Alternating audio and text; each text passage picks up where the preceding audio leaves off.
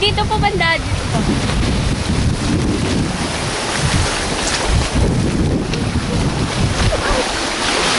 Ngayon po, tatahakin na namin na ang mapanganib na kuweba na pinanggalingan ng ating mga ninuno.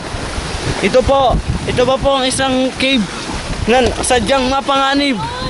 Sadyang mapanganib, malalakas ang alon, hangin, maraming patibong. Ito na po yun, napakalaki. Hindi nyo po asahan ganyang kalaki ang kuwebang yan. Ito po ang mga example ng dating Tabon Cave. Sila po ang mga Tabon Cave kasi lang po mga po sila nag-evolve para naging modern. Hey, naabot yata ako. Sorry lang. Ito po, ngayon po, dati wala pa po silang damit. Ngayon po, nakadamit na. Ang papangit pa. Ito po.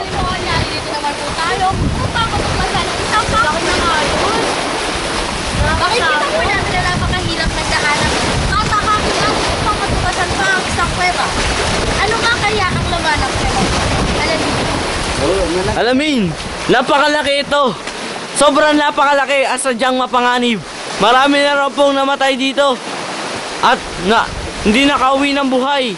Dahil sa malakas na alon. At makikita niyo po Malakas na hangin. At makikita niyo po sa bandang itaas, makikita ang mga naging reaction ng mga dagat, ng pressure ng dagat. At makikita niyo po ang napakagandang view kung saan yun po ang Sand Island na makikita niyo. Sinasabi na dati itong punong-puno ng mapuputing buhangin.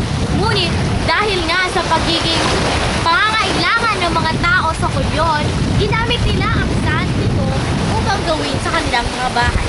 Yan naman po ang bago nating kaalaman dito sa bayan ng Culion!